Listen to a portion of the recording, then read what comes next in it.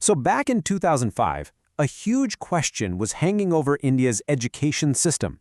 How do we help our kids actually learn and not just, memorize stuff for a test?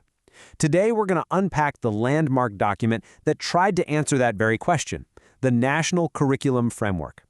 But before we get deep into policy, let me ask you something a little more personal. Just think back to your own school days for a second. Was learning fun? Was it a joy? Or did it feel more like a burden? Just a frantic race to cram facts in your head before the next exam? It's a feeling a lot of us can probably relate to. And this quote from Professor Yash Paul, who chaired the committee behind the framework, just nails that feeling. He said the system had fallen into a pit where we'd bartered away understanding for just accumulating information. This one idea, it was the spark for a massive rethink of the whole system. So this idea of being in a pit wasn't just a clever metaphor. It was seen as a genuine crisis. The system didn't just need a few small changes, it needed a completely new direction. So what was the game plan? This, right here, this was the plan. The National Curriculum Framework of 2005, or NCF 2005 for short. It came out of tons of discussions with academics, teachers, and everyday people, all trying to figure out a better, more meaningful path forward for schools in India. Now, its official mission was to build on this really famous 1993 report called Learning Without Burden. That name alone tells you just how long this problem of academic stress had been on the national radar. The NCSF was basically the big attempt to finally do something about it. The document itself describes the system as a hurdle race, and isn't that the perfect description? It had become this source of massive stress, not just for kids trying to jump from one exam to the next, but for their parents too. The actual joy of learning was getting totally lost in all that competition. So how did the NCF plan to change that? Well, the solution began with a whole new philosophy. Instead of just writing a bunch of new rules, the NCF laid out 5 core guiding principles. Think of them as the bedrock for this whole new way of thinking about education. And here they are. Really, this is the heart and soul of the NCF. The core ideas were: 1. Connect what you learn in school to real life.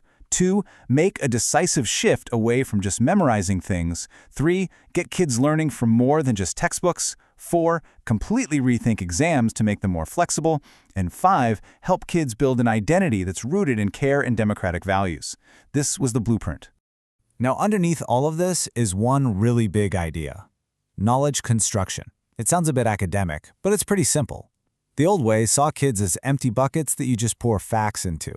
This new way says, nope, kids are like builders. They actively construct their own understanding. This completely changes the teacher's job. You're not just a lecturer anymore. You're a facilitator, helping kids build knowledge for themselves. So once you have these principles, you've got to apply them, right? The NCF then turned its attention to the school subjects themselves. And this wasn't just about tweaking the syllabus. It was about totally reimagining why we even teach these subjects to begin with. Okay, let's take science. The old way was all about memorizing definitions. The NCF vision was to give kids the tools to analyze the world around them. So instead of just memorizing the definition of photosynthesis, a kid might actually design an experiment to see what plants need to grow. It's about doing science, not just reading about it. And what about mathematics? We all know it can feel like it's just about getting the right answer. But the NCF argued it should be about developing a child's ability to think logically, to reason. The real goal wasn't just being able to calculate something, but to actually think mathematically, to get the why behind the formula. Social sciences also got a major overhaul. Instead of teaching civics like it's just a dry list of government functions, the NCF suggested reframing it as political science. And, really critically, it recommended studying society from the perspective of marginalized groups to help build a more fair and inclusive worldview. But here's the thing. Changing the subjects doesn't really matter if the system around them stays exactly the same. The NCF totally got this, and it proposed a whole bunch of systemic reforms to create an environment where this new kind of learning could actually happen.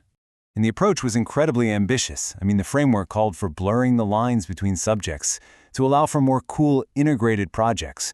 It pushed for flexible school schedules instead of those rigid timetables. It argued that things like arts, crafts, and even work experience should be seen as real learning. And it made a really strong case for peace education and for using a child's mother tongue to teach. Of course, and this is the big one, none of this works if you don't change the exams. The NCF basically said this is the single most important piece of the puzzle. The idea was to stop asking questions that only test your memory and instead design tests that were part of everyday class life.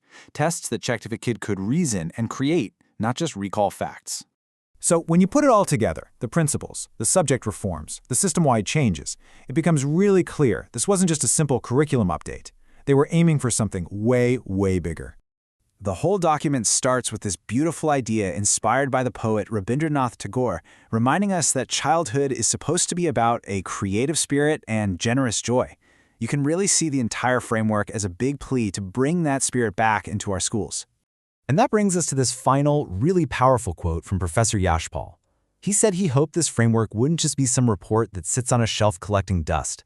He hoped it would ignite a freedom movement, freeing education from the pressure of rote learning and stress, and making it a joyful, liberating experience for every single child.